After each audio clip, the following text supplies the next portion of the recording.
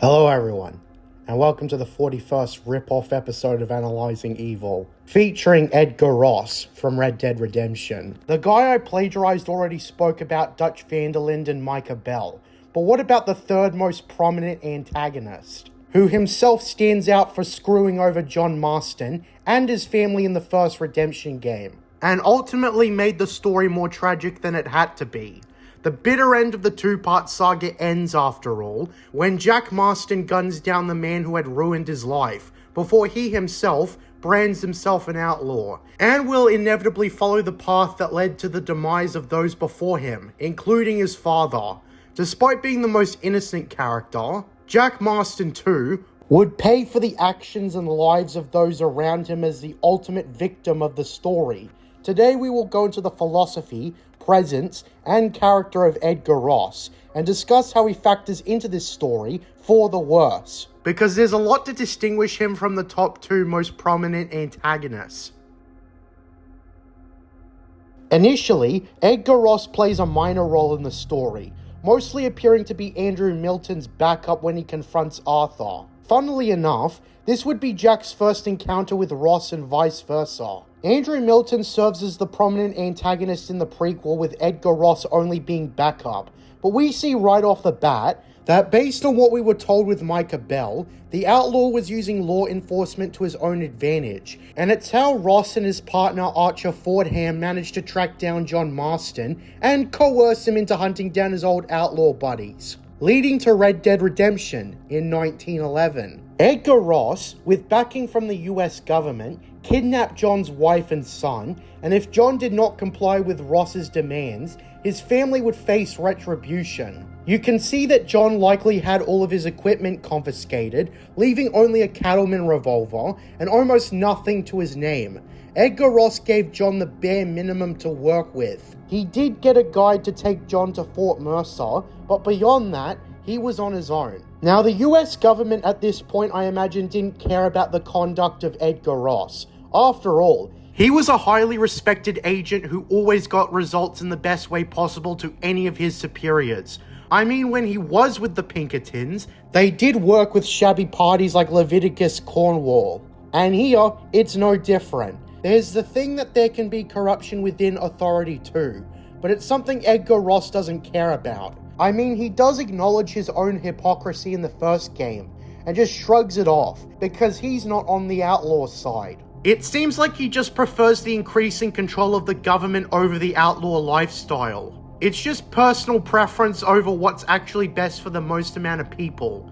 There are flaws with civilization, as there are with lawlessness, but Edgar Ross doesn't recognize this. He likely saw the law as the best way to achieve glory, and I wouldn't say he's wrong in doing so, but he sacrificed integrity in order to get where he is. Now, I always thought it was odd that Edgar Ross barely appears in the first two acts of the first game, but thinking about it, now I realize that he was basically sending John out to do all the work. So while his presence only increases in the third act, it makes him hateable despite reduced screen time. I do think it works to mixed effects. It does present Edgar Ross as someone who pawned off hard work to someone else he dishonorably threatened, using their family as a bargaining chip, but at the same time, Edgar Ross could still come in once in a while and threaten John repeatedly, with nothing he could do about it. Anyhow, you'll notice that John is forced to acquire the resources and allies in order to storm Fort Mercer as well. It was independent parties outside the government who came to help John after he helped them. Seth Briers, Nigel West Dickens, Irish, etc. All of them John had to establish connections with and get to help him with Bill Williamson. So for the first two acts, Edgar Ross left John with almost nothing. One pitiful weapon, no money, no resources. He was basically sending John into a death trap, which showed that he already viewed John as disposable, and probably wanted to punish him for his outlaw lifestyle, on top of that by taking his stuff. Now, when it comes to his actual appearance in the game, he does become more involved in the hunt for Dutch van der Linde, but he also takes a back seat in general. He is shown to disrespect anyone, regardless of whether or not they did anything wrong. The Native American man working with the government, Edgar shows him the utmost prejudice, calling him a savage, and assumes he might not speak English, even after being told he's the informant they're looking for. So yeah, Edgar Ross is racist, but he also doesn't show anyone of his own race any respect. His first chronological appearance even has him mocking a 4-year-old John Marston, despite the fact that he did nothing wrong, and all he did was fish with Arthur, the actual guilty one. Perhaps his only honourable act in the entire game was releasing Nigel West Dickens from arrest when finding out he played a part in taking down Bill Williamson. So I suppose some credit where it's due, even if Nigel West Dickens is a mere con artist and not a murderous psychopath. But this is overshadowed by all his other acts. While working for the US government, and his role is mostly taking down violent criminals who are harming innocents, Edgar Ross holds no legitimate care for the average Joe. In fact, at one point he refers to the citizens of Blackwater as scum, and is unempathetic to the dark past of Blackwater that it hasn't recovered from in 1911. He did have Micah Bell as his informant after all, one of the worst outlaws in the games, and it's demonstrated that while he has the law on his side, he doesn't actually care about upholding the law. Rather, he cares about increasing his reputation as an outlaw hunter and all the rewards it brings. Even though it was John who did almost all the work with minimal resources, Ross likely saw the fact that he was the one who forced John to hunt down whom he was ordered to, that he deserved all the credit. In general, Ross represents the mentality that to him, there is no such thing as redemption or self-improvement. So there was nothing wrong on his end when he got Marston to do all the work, with no regard for how he took Abigail and Jack as hostages, the latter having done nothing wrong. He himself relied on immoral and hypocritical methods to get the results he wanted, and all he really did was send out a lapdog to go fetch, and then discard said dog when he no longer needed him.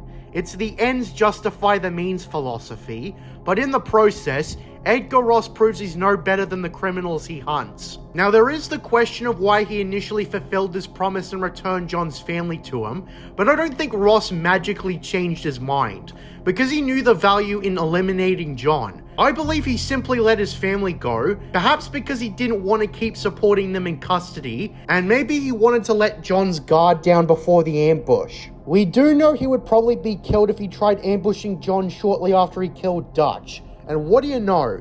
In the semi-final mission of the game, the point John Marston meets his end, Edgar Ross is sitting in the back, letting the US Army troops deal with John Marston, continuously hunting him until Marston gets overwhelmed, and eventually, finally killed. And Ross just smokes a cigar in celebration in front of John as he's dying. He does call off the hunt after John is dead, and we see that he just added his murder to his resume in accomplishments before retiring. He indiscriminately targeted John and his family too, which led to the death of Uncle as well, and he left the site as soon as the job was done. Jack and Abigail were forced to bury John and Uncle, and probably clean up the mess made with all the bloodshed. This leads to Jack and Abigail living a miserable existence for the next 3 years. Until in 1914, Abigail dies from unknown causes, although I presume that due to her relatively young age, it had to do with the Depression. And Jack sets out for revenge. He is dead set on killing Edgar Ross.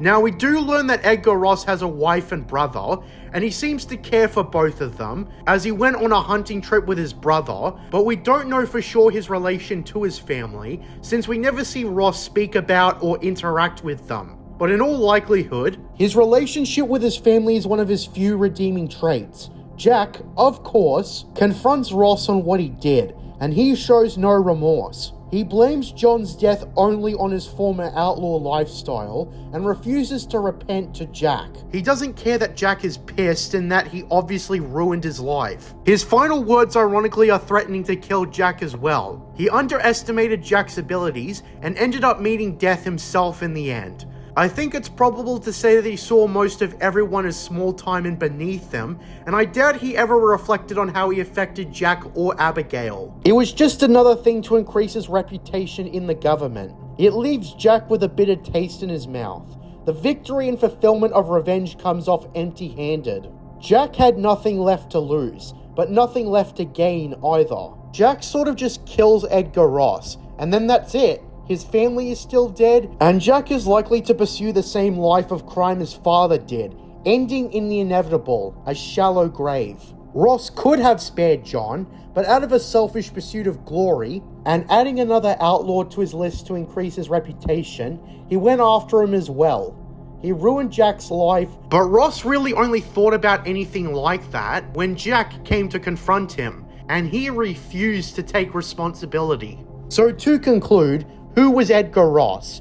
He was an arrogant, self-righteous, corrupt official who sought personal glory over upholding the law. He forced a reformed outlaw to do his dirty work under the perspective that John Marston was beyond redemption, because redemption didn't exist to him, and became revered for the work of others, happily retired, and then was killed. But in all honesty, Edgar Ross likely went down in the history books as a hero, because he found himself on the right side of things, despite his treachery. Posthumously, the world would look on Ross favorably 100 years later, while Jack would end up either discarded or forgotten, or vilified and infamous. Jack didn't have any other choice though, and he had nothing to lose, because Ross took it all from him. Edgar Ross, simply put, was a hypocritical, selfish, evil.